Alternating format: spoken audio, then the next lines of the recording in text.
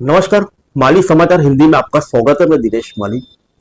महाराष्ट्र के भाजपा विधायक गावित को हाईकोर्ट से राहत। कोर्ट ने कहा बहुपत्नी होना चुनावी अयोग्यता का आधार नहीं थी। आइए जानते हैं विस्तार से। बॉम्बे हाईकोर्ट ने भाजपा विधायक राजेंद्र गावित को बड़ी राहत देते हुए 2024 विधानसभा चुनाव में उनकी जीत को रद्द करने की मांग वाली याचिका को खारिज कर दिया है। मामले में सुनवाई के दौरान कोर्ट ने साफ किया कि केवल बहुपत्नी होना किसी विधायक को अयोग्य ठहराने का आधार नहीं है और अगर कोई उम्मीदवार अपनी वैवाहिक स्थिति की ईमानदारी से जानकारी देता है तो यह चुनाव नियमों का उल्लंघन नहीं है। आइए जानते हैं क्या है यह मामला। बता दें कि यह मामला सामाजिक कार्यकर्ता और पालघर के वोटर सुधीर जैन ने उठाया था। उन्होंने याचिका में दावा किया कि गावित की दूसरी शादी हिंदू विवाह अधिनियम के तहत अमान्य है और उनकी पत्नी रूपाली गावित को चुनावी हलफनामे में दर्शाया जाना गलत जानकारी देना है।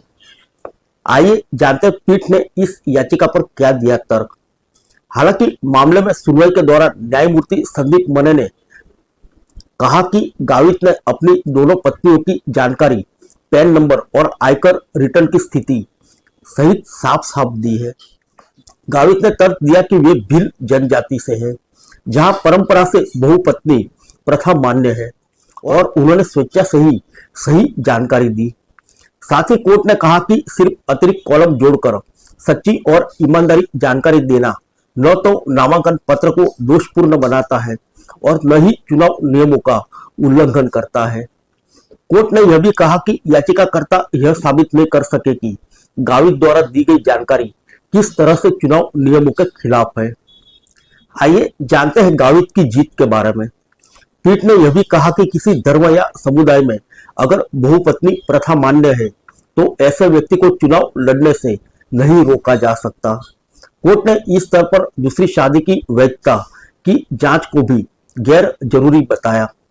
अंततः अदालत ने कहा कि गावित की जीत वैध है क्योंकि उन्होंने ईमानदारी से पूरी जानकारी दी है और चुनावी प्रक्रिया में कोई नियम नहीं तोड़ा। फिर मिलेंगे अगले बुलेटिन में अन्य किसी खबर के साथ। तब तक के लिए इजाजत दीजिए।